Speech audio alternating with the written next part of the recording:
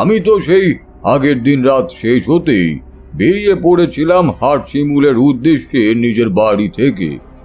সারা রাত হেঁটে যখন আমি হাটশিমুল গ্রামে এসে পৌঁছালাম তখন প্রায় সন্ধ্যা হয়ে গেছে। এক হাঁটু কাদা পেরিয়ে অনেক খোঁজ খবর করে খুব একটা অসুবিধা আমার হয়নি সেখানে যেতে। আমি সেখানে যেতেই আমাকে সেখানে দেখে একজন প্রশ্ন করে, আগে আপনাকে তো ঠিক চিনতে পারলাম না, কোথা থেকে আসছেন আপনি, আর এখানে কি কাজ আপনার? আগে তেমন কিছু না, আমি একজন পথিক, ঘুরতে ঘুরতে এখানে এসে পৌঁছেছি। রাস্তায় অনেকের কাছে খবর পেলাম, তাই একটু দেখা করতে এলাম আর কি। আমি আবার চলেও যাব, কিন্তু তার আগে আপনি কি আমাকে শ্মশান কি একবার যাওয়া যায়?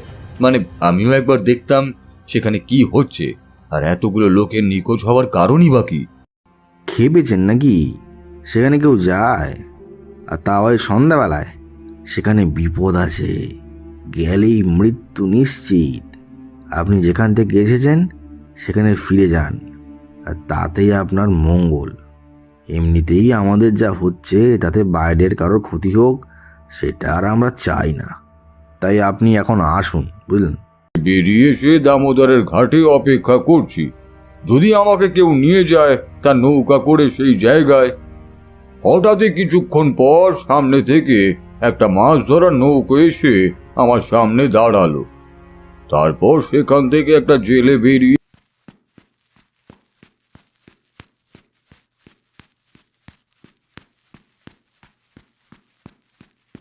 ওরে, কে কোথায় আছিস? সবাই বাড়ির বাইরে আয়। আজ ব্রজ সেদিকে গেছে মাছ ধরতে, এখনো ফিরে আসেনি সেখান থেকে। আমার মনে হয় সে একই বিপদে পড়েছে হয়তো। আমরা সবাই মিলে একবার যাবি দেখতে তাকে, যদি খুঁজে পাওয়া যায়। শেষে আমি বললাম, ও ভাই, কি হয়েছে গো ওই ব্রজ নামের জেলের? আমাকে নিয়ে যাবে সেখানে? আমি যেতে চাই। আর কেউ না যেতে চাইলেও আমাকে নিয়ে চলো তো একবার সেখানে। আমাকে একবার সেখানে পৌঁছে দিয়ে তুমি চলে এসো না হয়, কিন্তু আমাকে একবার সেখানে পৌঁছে দাও। আমার কথায় সে কি বুঝলো জানি না, শুধু বলল, বেশ, ঠিক আছে, আপনি আসুন। ওরা কেউ যাবে না আমি জানি। সবাই ভীতু, আর এই ভয়ের জন্যই একে একে সবাই মরছে। চলুন তো, আমি আর আপনি গিয়ে একবার দেখি, যদি বাঁচাতে পারি তো। আসুন আসুন, উঠে আসুন।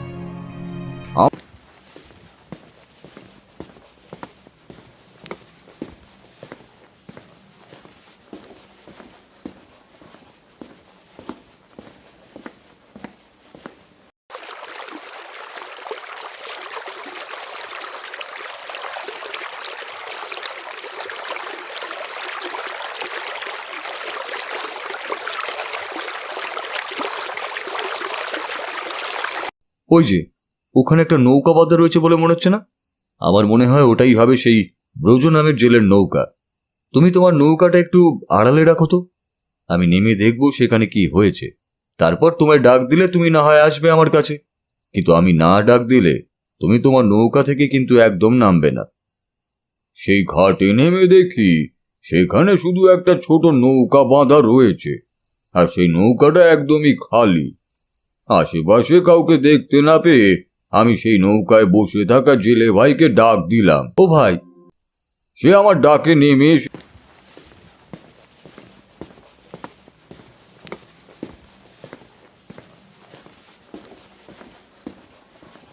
আমাকে বলল, আগে হ্যাঁ, এটাই ওই ব্রজর নৌকো। কিন্তু সে কই? আর নৌকো খালি বা কেন? ওকে তো আশেপাশে কোথাও দেখতেও পাচ্ছি না। একটু অচেনা হওয়ায় আমার খানিকটা সময় লেগে গেল সেই পথ বুঝতে। তারপর আত্মার নির্দেশ করা সেই রাস্তা ধরেই শ্মশানের দিকে এগিয়ে যেতে লাগলাম। শ্মশানে পৌঁছে ওই রকম আলো আঁধারিতে দেখি একটা প্রকাণ্ড তাল গাছের গোড়ায় ব্রজ নামে সেই জেলে পড়ে রয়েছে, আর তার সামনে বসে কাঁচা মাছ গিলে খাচ্ছে এক বিরাট ভয়ঙ্কর প্রেত। ব্রজকে দেখে বুঝলাম যে তার বোধহয় আর জ্ঞান নেই, তাই ওভাবে শুয়ে আছে।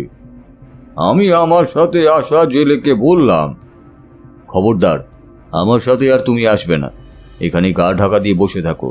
যতক্ষণ না আমি ডাকবো তোমাকে ততক্ষণ এদিকে কিন্তু একদম আসবে না। যদি আসো আমার দিকে তাহলে সে প্রেতের হাত থেকে দুজনকে বাঁচানো খুবই কঠিন হয়ে যাবে আমার জন্য।